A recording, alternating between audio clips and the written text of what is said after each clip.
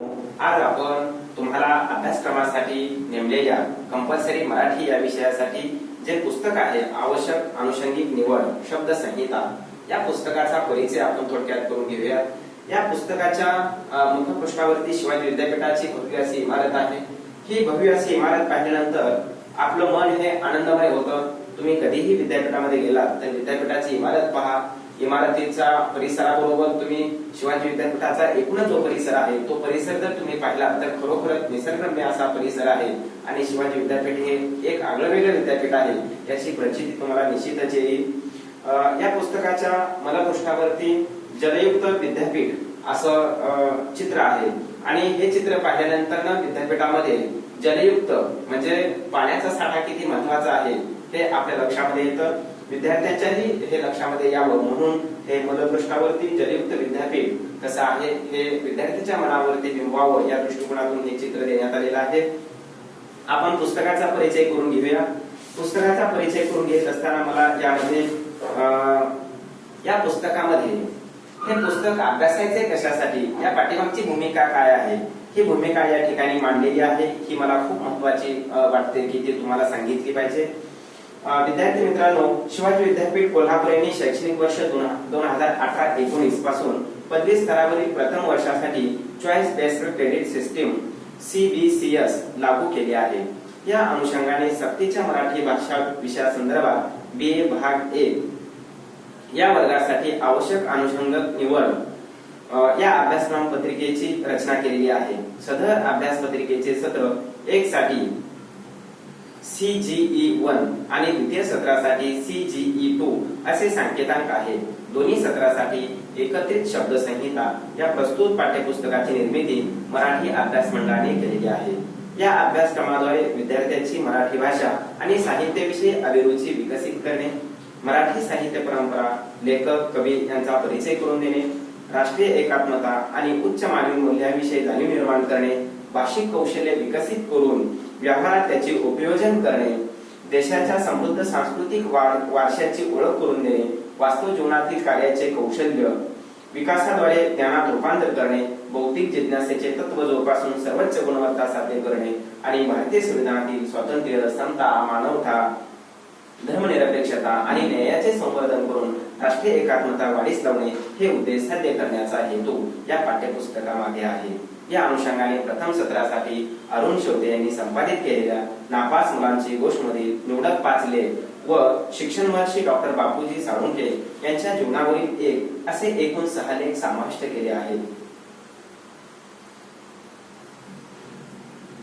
याबरोबरच उपयोजित मराठी विभागात व्यक्तिमत्व संकल्पना, व्यक्तिमत्व विकासात भाषेचे महत्त्व आणि भाषिक कौशल्य यांचे उपयोजन कसे करावे तसेच सार्वजनिक जीवनात वावरताना कार्यक्रमाचे संयोजन करण्याची कला विद्यार्थ्यांच्या अंगी रुजावी या दृष्टीने अभ्यासक्रमाची रचना प्रथम सत्रासाठी केली आहे।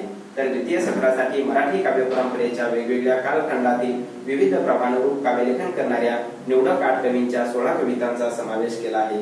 याद्वारे विद्यार्थ्यांची काव्याभिरुची प्रगल्भ व्हावी हा हेतू आहे। तसेच उपयोजित मराठी या विभागामध्ये निबंध लेखनाचे स्वरूप, व्याप्ती, प्रकार आणि वैशिष्ट्य कळावी व प्रत्यक्ष निबंध लेखन कसे करावे या संदर्भात विवेचनार्थ भाग समाविष्ट केला आहे।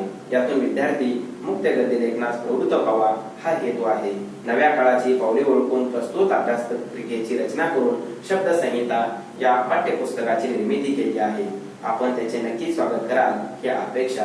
अशा प्रकारची भूमिका मराठी अभ्यास मंडळाचे अध्यक्ष सन्माननीय डॉक्टर दत्ता पाटील यांनी मांडलेली आहे। ही विद्यार्थ्यांच्या दृष्टिकोनातून खूप महत्त्वाची आहे। आता आपण प्रथम सत्रामध्ये काय पाहणार आहोत याचा प्रथम परिचय करून घेऊयात। तर अनुक्रमानिका आहे। प्रथमतः नापास मुलांची गोष्ट अरुण शेवते यांनी संपादित केलेल्या निवडक लेखांचा समावेश आहे। त्यामध्ये विभाग 1, विभाग 2, विभाग 3 असे आहेत। विभाग 1 मध्ये निवड यशवंतराव चव्हाण, वाटेवरच्या सावल्या कुसुमाग्रज, 50 पैकी 0 मार्क शांताबाई शेळके। विभाग 2 मध्ये शब्दांचे मोल चंद्रशेखर धर्माधिकारी, संगमनेरचे दिवस दया पवार, संकल्प सिद्धीला नेणारा महापुरुष डॉक्टर बापूजी साळुंखे, बळवंत देशमुख अशा प्रकारचे या ठिकाणी लेख आहेत। त्याचबरोबर विभाग 3 मध्ये व्यक्तिमत्व संकल्पना आहे। व्यक्तिमत्व विकासासाठी आवश्यक घटक कोणकोणते आहेत, व्यक्तिमत्व विकासात भाषेचे महत्व काय आहे आणि घटक लेखक डॉक्टर उज्ज्वला पाटील या आहेत. त्याचबरोबर विभाग 4 मध्ये आपण भाषिक कौशल्य पाहणार आहोत. श्रवण, वाचन, भाषण आणि लेखन यांचा यामध्ये समावेश आहे. कार्यक्रमाचं संयोजन कसं करावं, त्यामध्ये स्वागत कसं करावं, वास्तविक कसे करावे, परिचय कसा करावा, मनोगत कसं असतं, आभार आणि त्याचबरोबर सूत्रसंचालन कसं करावं याची कला विद्यार्थ्यांच्या मध्ये यावी या दृष्टिकोनातूनची मांडणी यामध्ये केलेली आहे.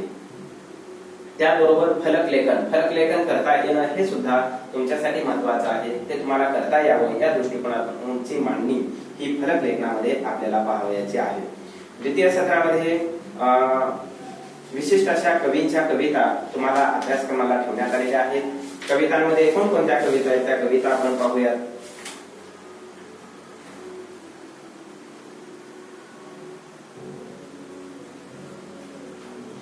द्वितीय सत्रामध्ये तुम्हाला अभ्यासक्रमासाठी एकूण विभाग 4 आहेत. विभाग 1 मध्ये संत रामदेव यांच्या कविता आहेत. त्यामध्ये पतित पावन आहे, पंढरी सजावे ही कविता आहे. त्यानंतर 2 नंबरला आनंद फंगे यांच्या कविता आहेत. जमाना आला उफारटा, हे मूर्खा कोण तरका अशा त्यांच्या 2 कविता आहेत. त्यानंतर महात्मा फुले यांच्या कविता आहेत. मानवाचा धर्म एक आणि धीर ही त्यांच्या कविता आहेत. बालकवी यांच्या फुलराणी आणि अप्सरांचे गाणे या 2 कविता आहेत. विभाग 2 मध्ये विंदा करंदीकर यांच्या कविता आहेत. माझ्या मना बन दगड झपताल, त्याचबरोबर वाहरू सोनवणे यांच्याही कविता, गोधड, चळवळ मनसे त्या कविता आहेत. प्रज्ञादया पवार यांच्याही कविता, माणसासारखा माणूस असूनही आग आणि फुफाट आग या कविता आहेत. त्याचबरोबर एकनाथ पाटील यांच्याही शहर एक, उदास कोकळे आणि शोधयात्रा या कवितांचा समावेश करण्यात आलेला आहे. विभाग 3 मध्ये निबंधाचे स्वरूप, व्याप्ती सांगितलेली आहे. त्यामध्ये आपण निबंधाचे घटक पाहणार आहोत. निबंधाचे प्रकार, निबंधाची वैशिष्ट्ये हेही आपण यातून पाहणार आहोत. त्याचबरोबर विभाग 4 मध्ये प्रात्यक्षिकासह निबंधलेखन कसं करावं, निबंधलेखन म्हणजे काय, निबंधलेखनाचे स्वरूप काय असते हे याची माहिती आपण निबंधलेखनामधून घेणार आहोत. अशा प्रकारे या पुस्तकाची रचना करण्यात आलेली आहे. तुम्हाला हे पुस्तक कसं आहे या संदर्भातली माहिती सांगितली. हे पुस्तक तुम्हाला समजावं, त्याचबरोबर या पुस्तकामध्ये प्रथम सत्रामध्ये कोणता अभ्यास आहे आणि द्वितीय सत्रामध्ये कोणता अभ्यासक्रम आहे याची माहिती तुम्हाला व्हावी या अनुषंगाने मी तुम्हाला ही माहिती सांगितली. धन्यवाद. त्या ठिकाणी आपण थांबूया.